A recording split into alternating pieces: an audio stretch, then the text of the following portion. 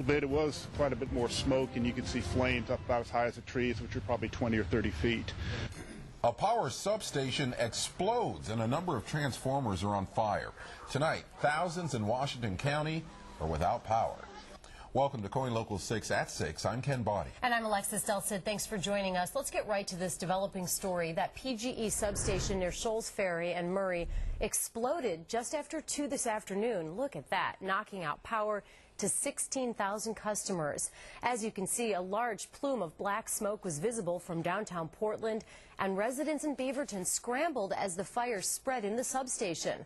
KOIN Local 6 reporter Joel Iwanaga is live in Beaverton with the latest. Joel. Alexis, that substation has been burning now for nearly 4 hours and continues to burn. I'll step out of the way, give you a live look at the scene right now. A bit of good news, although we do see the smoke continuing to billow, it is now white smoke as opposed to that black, thick black smoke we saw hours earlier. Gives us an indication that fire crews are getting the upper hand. But for safety reasons, fire crews are letting it burn, obviously not getting anywhere near the dangerous and lethal voltage. Now let's take a look at the huge column of thick black smoke that billowed from the Beaverton substation all afternoon. Take a look at this.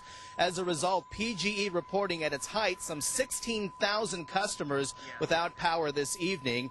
We just spoke with a KOIN Local 6 employee who lives in the area. He tells me that his power is back on, so we're getting reports of that. But neighbors report hearing several loud explosions, the ground shaking, and then those smoke and flames. Now, residents could only watch helplessly, knowing this wooded area could easily go up in flames. Tualatin Valley fire crews did an excellent job, though, of keeping the fire contained to the burning substation. But again, they emphasize the dangers of fighting this type of electrical fire.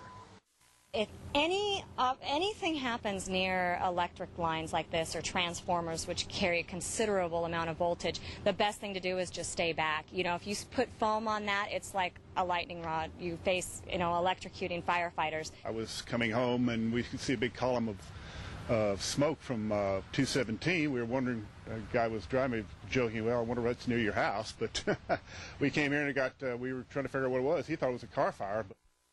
Yeah, hardly a car fire. Speaking of cars, though, the big story tonight will be the traffic and the power outages. Traffic lights are out in the area of Shoals Ferry and Murray, and on this warm Sunday evening, I can tell you that everybody is out and about. Traffic in this area is a mess. Back to a live picture now. Again, we're seeing that white smoke continuing to billow, but fire crews certainly have the upper hand on this fire. Now, the big question tonight from everybody coming up to us, to all the news crews, is when will my power come back on? Well, we just spoke with PGE not too long ago, and they will not release an exact time, but they assure customers that crews will be working as quickly as they can.